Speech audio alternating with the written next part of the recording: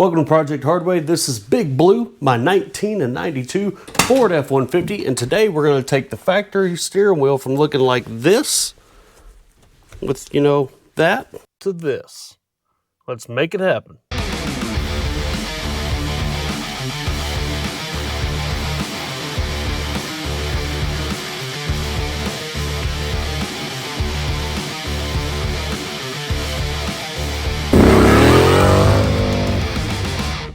Now this truck come from the factory with a leather steering wheel, and as you saw, more than 2/3 of that wheel cooked, gone completely. It's down to bare plastic, and that's annoying because the rest of the leather's still there.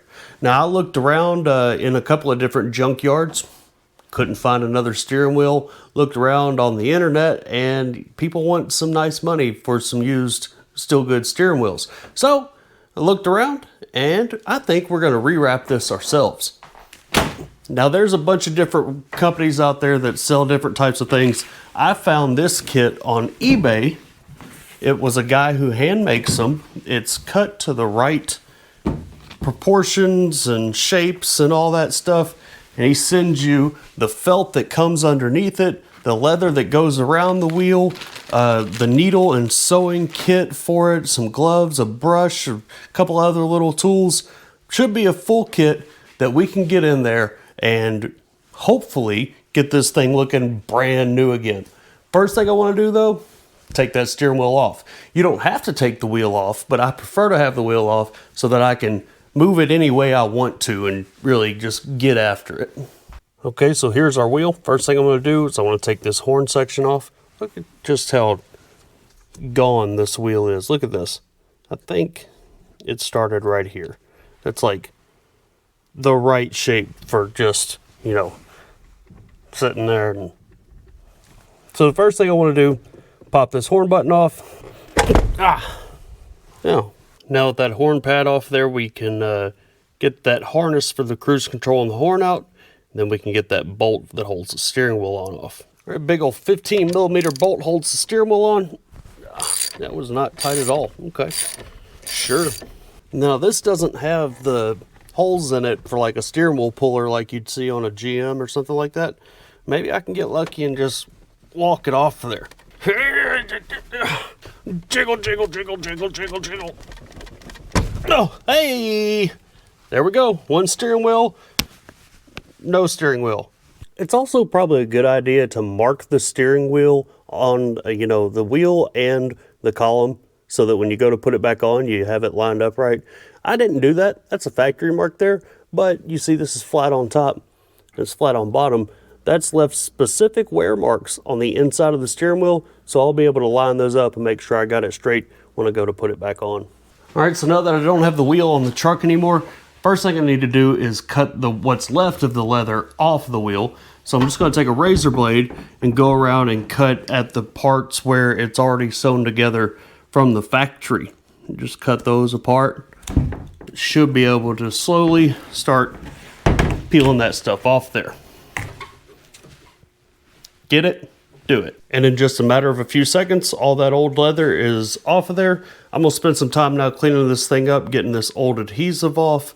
There's some staples on the inside here. I'm going to peel those out, and kind of hard to tell, but there's 33 years of grime and ick build up right there. So I'm going to scrub this thing down and get it real clean.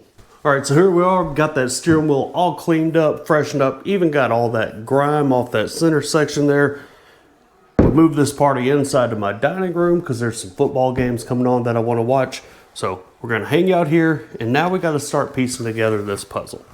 We've got our pre-sewn leather wrap, and I went with what is supposed to be like the Ford Lightning, Gen 1 Lightning style. It had perforated leather at the top, smooth at the bottom. Comes with 4 pieces of felt that go between the wheel and the leather. Got to sort out this puzzle, see how they go on there. It's cut out certain ways. Lay it out. Line it all up. Make sure everything looks like it should. So I did some reading. These are the instructions that came with my kit. First thing I've got to do is glue this felt on. That's going to require some trimming. I think I'm going to start here.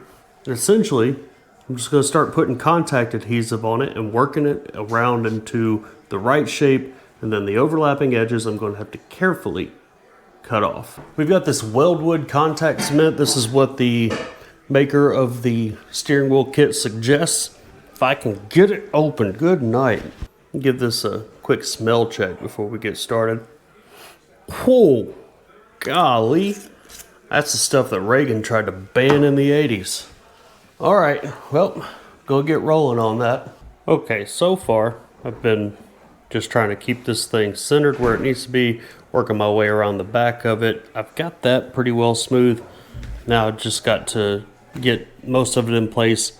This edge that wraps around from the front is going to have to be trimmed up so that everything can butt up real nice like it should.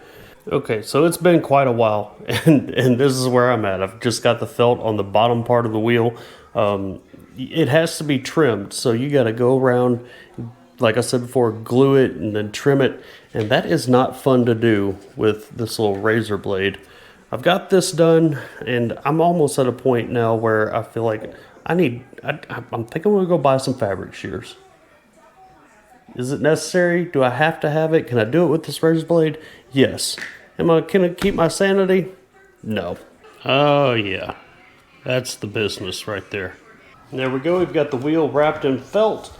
I'm just gonna keep going around and kind of squishing it in place, making sure everything stays tacked together real good.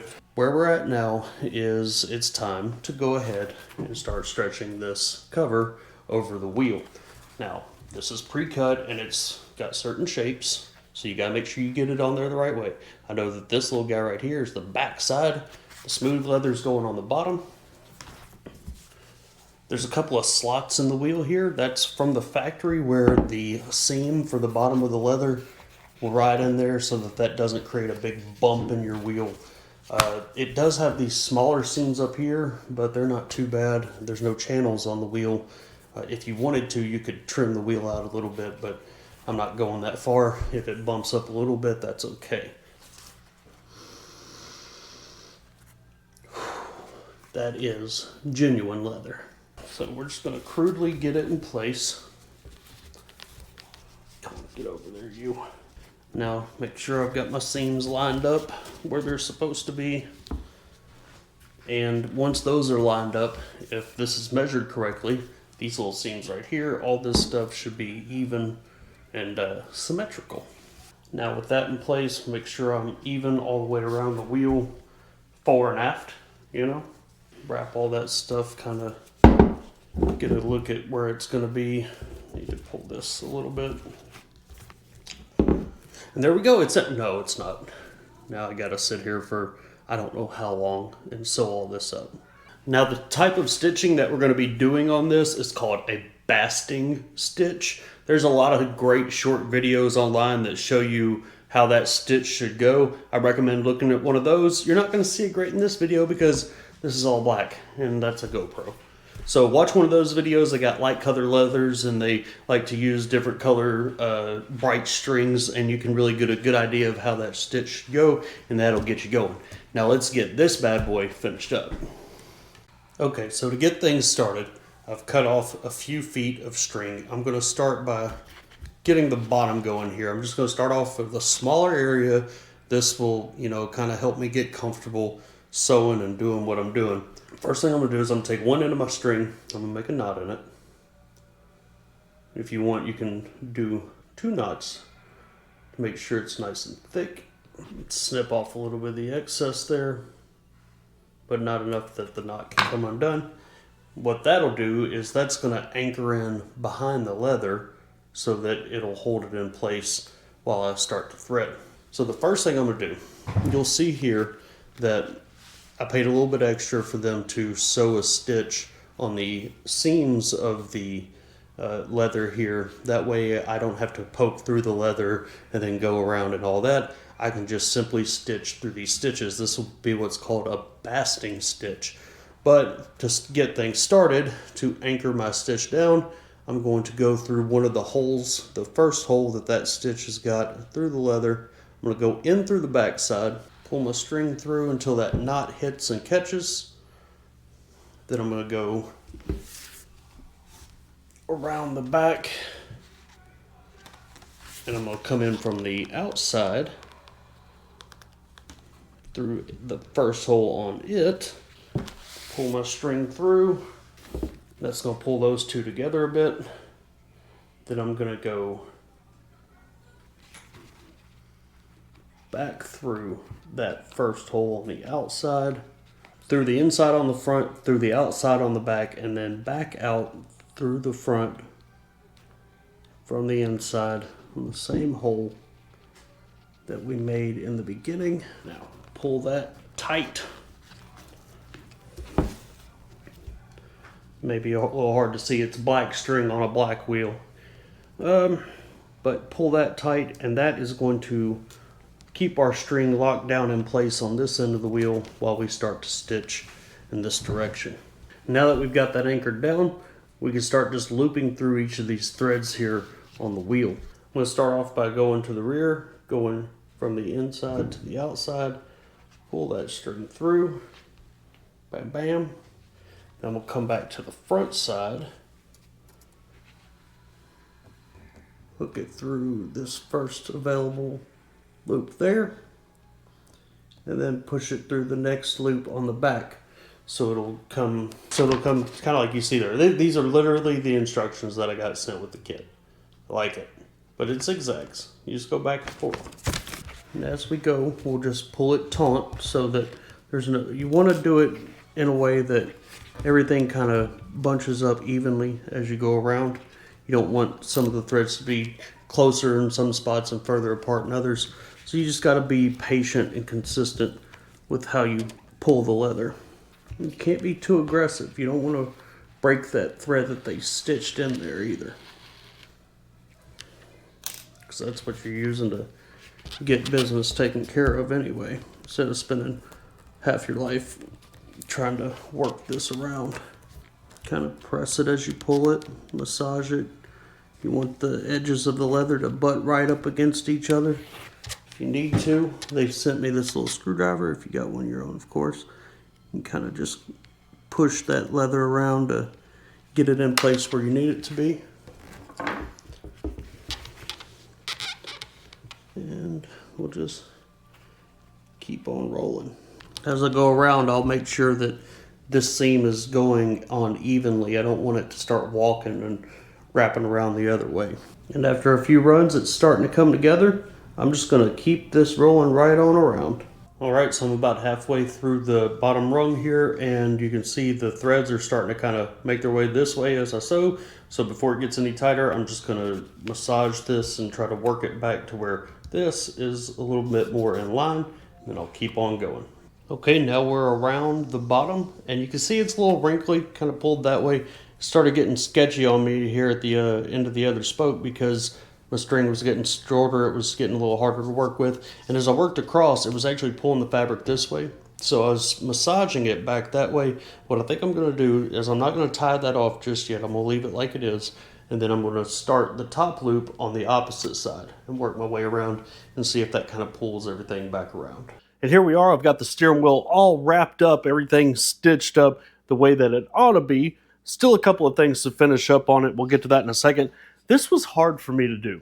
Not because of the challenge, but because I'd get bored with it. I'd do a little bit and I'd be like, ugh.